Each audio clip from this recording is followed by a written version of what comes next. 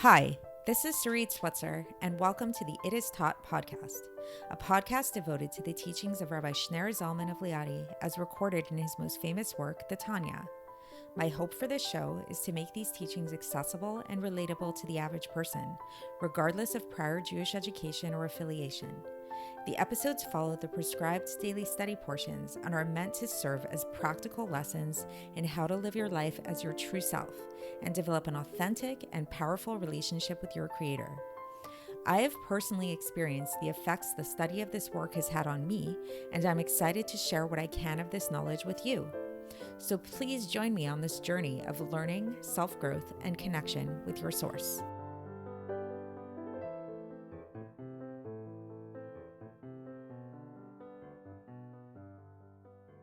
Hi, and welcome to the It Is Taught podcast. This is episode 593 for the 19th of Tammuz in a regular year.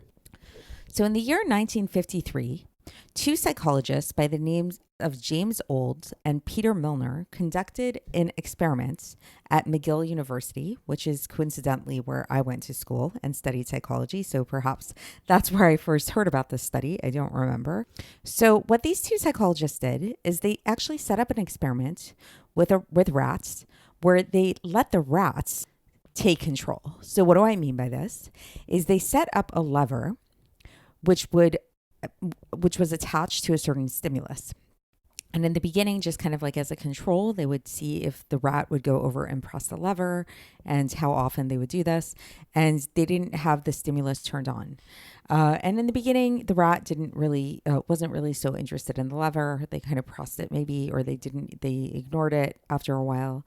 But then they matched up this lever. They attached it to a stimulus. And what would the stimulus do? The stimulus was attached to the rat's brain so that every time the rat would press the lever, then a certain part of the rat's brain called the nucleus accumbens, which I'll explain what that is soon, would get stimulated. And what they found is that when they did this, then the rat started really going for that lever, and they started pressing this lever over and over and over and over again. And they even would set up a situation where in order to get to the lever, the rat would have to pass through some shocks, and really like some very, very painful shocks, which in previous experiments, they found that even if a rat was really starving to death, then in order to get to the food, they would not go over those shocks to get to the food. But in the case of here getting to press that lever, the rats were willing to go over that shock. And in fact, they would do so over and over and over again. So why? Why were they doing this? Because it turns out that this area of the brain, the nucleus accumbens, is the center of a circuit in the brain called the dopamine circuit, which, if you've been following along this podcast so far, or if you know a little bit about psychology, I've mentioned dopamine in the past. Dopamine is a neuromodulator, meaning that it releases certain chemicals that produce feelings of motivation and reward, improved mood and attention, and all kinds of really good feelings. And so it turns out that this dopamine circuit, this area of the brain that got stimulated when the rats pressed the lever, is so powerful and so pleasurable that the rats were willing to even forgo food and even withstand really painful shocks in order to get at it. And what the experimenters also found is that when they would administer different substances to the rats, then they found time and time again that whenever they would administer substances which were known to be addictive, like addictive drugs like cocaine, heroin, things like that, this would always increase the intensity with which the rats would go after this lever to get that sensation again. So they really, really craved this sensation time and time again. And then they also found that if they actually removed this part of the brain, the nucleus accumbens from the brain, then this motivation totally ceased. They stopped pressing at the lever. They didn't need to do this anymore. And so it's really interesting. And there's been like some variations on this study, not like to the same degree, obviously, but done on humans, that like where you find different humans who, people who experience depression, unfortunately. And when the nucleus accumbens is stimulated, then they actually begin smiling, laughing, feelings of pleasure. So it's a really, really, really powerful part of the brain. So this obviously is a very interesting study in terms of addiction and how addiction plays out, and how we can see that people who unfortunately do suffer from addiction, it really is a true illness in the sense that it's such a powerful force that a person will go to great lengths to satisfy their addiction, even at the extent of great pain, even at the extent of knowing how bad the addiction is for them, even at the extent of foregoing food, relationships, all kinds of different things like that. So why do I bring all of this up today? And what does it have to do with Tanya and what we're going to be learning about? So if you recall yesterday, we started talking about this idea of a rope that connects us with our source above. And yesterday we really spoke about this in terms of like almost thinking about ourselves as being like puppets, and how the puppet master, when the puppet master moves the rope in different direction, moves the string in different direction, this causes the various puppets to move. And we use this as an analogy for understanding how we are connected at our source. And that if anything, God forbid, becomes severed in some place in our source, which the way that we can think about this is that if we think of this rope as that connects us to our source as being made up of 613 strings, which each one of the 613 strings corresponds to one of the 613 commandments, one of the 613 mitzvahs. So anytime a person, God forbid, transgresses one of those commandments, it kind of weakens their attachment to their source above. So then it's like the puppet isn't moving as smoothly in terms of its source above. So yesterday we spoke about all of that, and we can go back and you can go back and listen to that, obviously. And I encourage you to do so to get caught up to where we're at now. So we really talked about like the effect of different transgressions that we have and how that affects the influx of the energy that we're receiving from above. Today, we're actually going to move a little bit in the opposite direction. We're going to talk about the really what's going on from below to above, and what happens there, and how this affects the nourishment that we're receiving from above. So we already kind of mentioned the idea that the explanation as to why it is that we see that there are many people who live in the world today and throughout history who were not great people, who were quite evil, in fact, and who did many transgressions, which by the letter of the law in Torah, supposedly they are liable for death or for excision. And there's this idea that even if they might be able to live like a certain amount of life, like kind of like in this like kind of superficial way, spiritually speaking, by the age of 50 or 60, that should really be the limit. And that's when they should pass away. And we see that many people throughout history, or many people living today, live way beyond that time. And they live actually very quite prosperous and seemingly very enjoyable lives, even if they are pretty horrible people. So we've been talking about how this could be the case, how this is. And we talked about the idea that there's different sources of life. So back in the day, when we still had the temple, the holy temple, then everything was like a lot more direct. So our souls, our bodies, in fact, were really nourished from one direct source, and this was from our godly soul. And our godly soul received its energy in a direct line directly from our Creator. However, with the descent of the generations and with the exile of both the Jewish people and the destruction of the temple, and with this, the exile of the Shekhinah, the exile of the divine indwelling, everything became a little bit more complicated in the sense that we no longer necessarily receive our life force direct from this godly energy, direct from our godly soul. We may still, like if somebody really lives their life in a way that's really aligned with their Creator, that's really aligned with God's will, then yes, then we do receive our energy and our vitality from this direct source. However, unfortunately, if people don't do this, then they don't necessarily pass away nowadays. What happens is they actually begin to receive their life force in a way that everything else in creation does, that isn't unique to a Jew, that isn't unique to a Jewish soul, but rather they'll receive their energy force through the various astrological bodies and things like that, which are sourced in the klipas noga that we spoke about. So they're sourced in these like husks that conceal God. It's kind of like it's not in this like direct line really. We liken this to sort of like if you think about like if at a company or something like that, where the CEOs and the high executives are getting this like really nice lunch and everything from catered from a really fancy restaurant, and they go into a dining hall and they're eating that lunch. That's like they're kind of getting the food from the direct source, versus like the janitors and like the interns and stuff like that.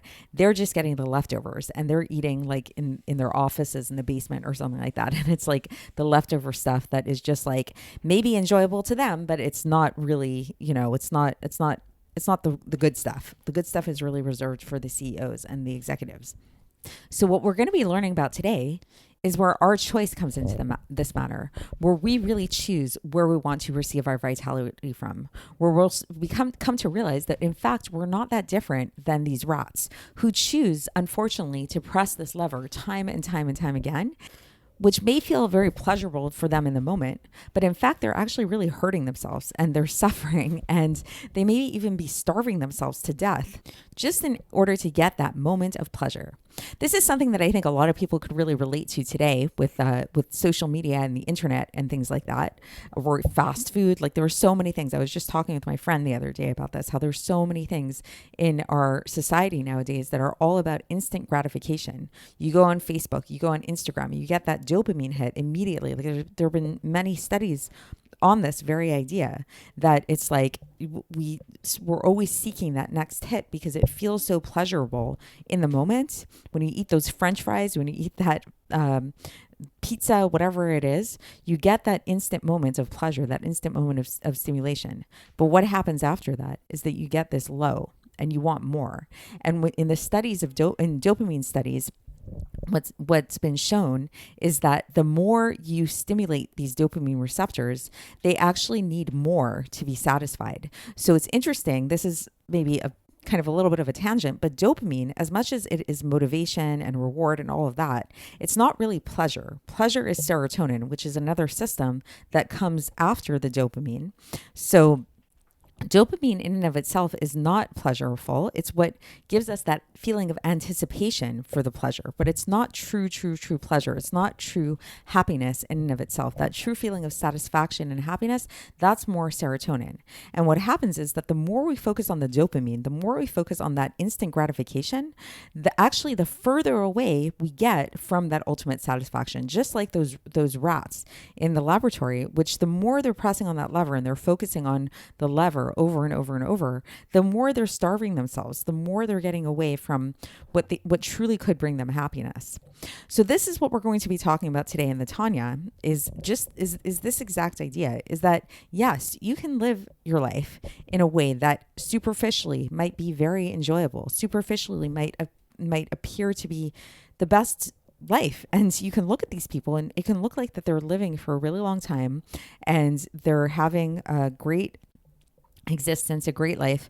But in fact, all they're doing is pressing on these dopamine receptors, because really what they're doing in choosing to live their lives in a way that is against the will of God, God forbid, is yes, they're still getting a life force. They're still receiving a life force, but it's not direct. It's not from the right place. It's not from God directly, but rather it's through these astrological forces, through the klipa, through the husks. And in fact, when we spoke about yesterday how this level of the husk, this level of the astrological forces is like the level at which everything else in nature receives its life force from, its vitality, whether we're talking about plants or animals or the rocks and mountains and things like that. When a person does this, when a person receives their life force from there, specifically a Jew, it's actually a lot more intense, because the difference between a Jew receiving their life force from the source of the klipa versus other things in creation is a Jew is doing this by choice. And because a Jew is doing this by choice, it actually causes their soul to descend way further than even an animal would. So it's one thing, again, going back to that experiment, it's one thing to have a rat spend their entire life pressing on this lever and just like being obsessed with getting this stimulation to their nucleus accumbens. It's another thing if you were to have a human to do that. And just imagine how much more, God forbid, destructive. Like there's a reason why we don't do these experiments on humans, because we look at addicts all the time, and we see just how they destroy their lives and how sad it is, and how they go from being a human being to being like so low, like really lower than an animal, pretty much in a lot of cases, unfortunately. And what we'll really learn to make this even more intense today is that in so doing, in dragging ourselves down in this way, we don't only drag ourselves down, we actually drag down our source. We drag down God, unfortunately, when we do these things. So we spoke about this whole idea that the source, if we want to get technical, then we were talking about that our source, our spiritual source, is the Yud Ke Vav Ke, the Tetragrammaton, which is the like ultimate name of God, and how really it's, there's 4 letters. There's the Yud, the first He, the Vav, and then the last He. And that last He is really the source of where it comes from. And like this is like where God like kind of begins the process of actual creation, is with that last He. So we can think of that last He as being our source. And what we do when we do things that are against the will of God, if we go back to that like rope analogy, that visualization of the rope, we're basically dragging down from our end of the rope, from the lower ends of the rope, we're dragging down that He down here as well, which is why, going back to the idea of Teshuva, which is the grand topic, the grand theme of this section of the Tanya that we're learning, Teshuva is, etymologically, we look at it and it says Tashuv He, the return of the He, because really what Teshuva is all about is returning that He to its source, to its place high up in God. And we're trying to restore ourselves to that level of having a more direct and a more clear type of connection with God. So we're basically all trying to be addicts in recovery. That's basically what it's all about. So it's like, I think when we, maybe this is a little bit of poetic license on my part, but I think when we look at addicts, like actual addicts, I think this is like maybe a caricature version of something that is really all about the human experience. Because really, if you think about it, anytime we do something, God forbid, that's against the will of God, then that really is, we're acting out of an addiction. We're choosing the nucleus accumbens. We're choosing the dopamine over the serotonin. We're choosing to get that instant gratification over the bigger satisfaction. So let's get into the text. This was a pretty long introduction, but I hope it was interesting. And let's see how the Alter Rebbe explains this all from a more spiritual perspective. And perhaps I got a little creative with my analogies and with my parallels there, but to me, that this is really what came to mind for me. This was the visual that I had when the Alter Rebbe describes the idea of the rope and like pulling at the rope from below. The first thing that came to mind was this experiment with the rats pressing on that lever and like kind of, it's like it seems like the same idea as like drawing on that, pulling down on that rope. That's what came to mind for me visually. So I decided to go with it. So anyway, so here we go. So the Alter Rebbe begins today with a citation from Devarim, chapter 32, verse 9, where it says, Yaakov chevel nachalato. Yaakov is the rope of God's heritage. So here we have this idea of the rope again, this visualization, this imagery of a rope, which we began speaking of yesterday, as mentioned. And the Alter Rebbe continues, and he says that by way of analogy, when we think about a rope who has the head, the one end is at the top and the other end is at the bottom. If a person, so let's say you picture like somebody way up high in a building and holding a rope from a window, and then there's somebody down below who holds the other end of the rope outside. So if the second person who's standing outside were to pull at that rope, then this is going to affect the higher end of the rope as well. And it's going to cause that higher end of the rope to be pulled down as much as it can be pulled down. And so this is exactly how it is when it comes to the soul of man. When we talk about the source of our soul, which is the aspect of the lower He, as we explained above. So again, remember, the source of our soul is in this lower He, the last He of the Yud Ke Vav Ke, of the Tetragrammaton. So when a person, God forbid, does something to draw down their influence, like through their negative actions or through their negative thoughts, then when they draw down their life force, this life force of the He into the chambers of the other side of the Sitra Achra, so to speak, then this is where they receive their thoughts and their deeds from.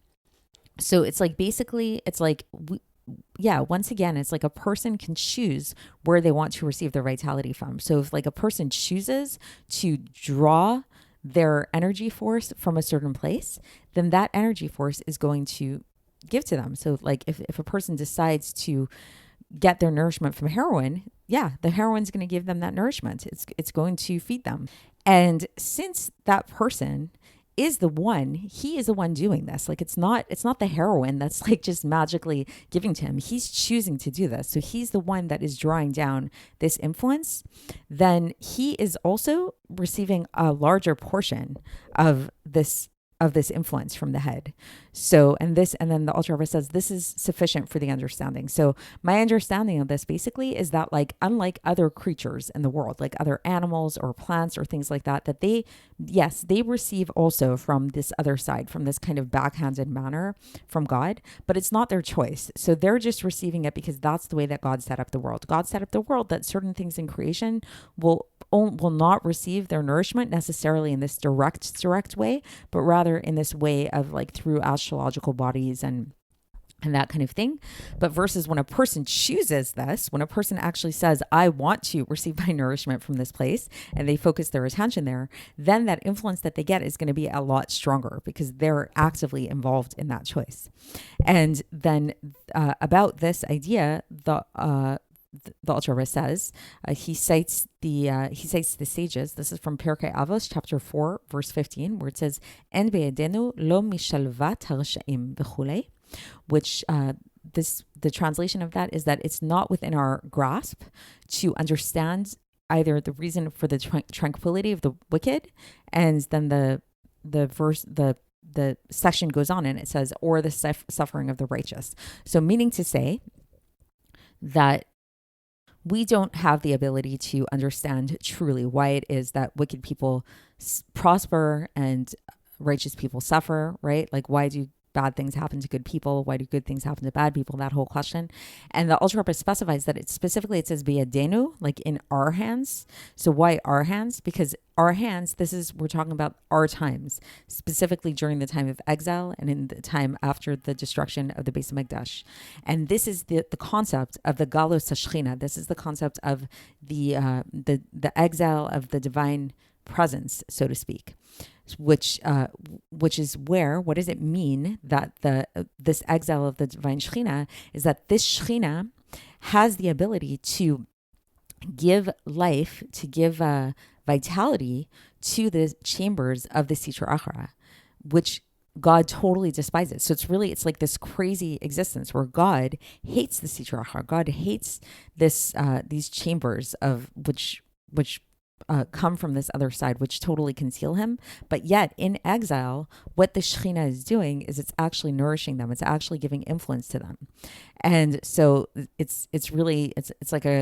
that really points to the depths of how the exile is coming from, because it's kind of like, again, if you picture, again, this analogy of the addict, it's like picture as if like the parent was actually feeding the child heroin. Like how that's like the most disturbing thing you could imagine. Like the parent would have to be in this like really deep state of exile to do such a thing. And maybe we could say maybe a way that can make a little bit more sense to us is like, let's say if you had a child who, God forbid, was like going through recovery, going through like a detox or something like that, and like I'm not really sure how it works, but from my understanding is like they have to kind of like wean them off of the drug for a while. So imagine that the parent was actually administering the drug to the child in order to sustain them, because at that point the addict has become so sustained by this drug that they actually need it in order to live. So it's like the parent needs to be in such this low state, like the child, the addict actually drew the parent down into that addiction with them. So that's basically what we're doing. Anytime we transgress the will of God, we're actually not just hurting ourselves, we're actually drawing God down to be with us. But then when we talk about Teshuva, this is the good news now, is that what a person can do with Teshuva is that they can restore this inflow of vitality to its proper place. And this is the whole idea of Tashuv Hey, the teshuva is, again, it's made up of the words tashuv, return, of the hay. So we're returning that lower hay, which is in this state of galus, and we're returning it back to its source.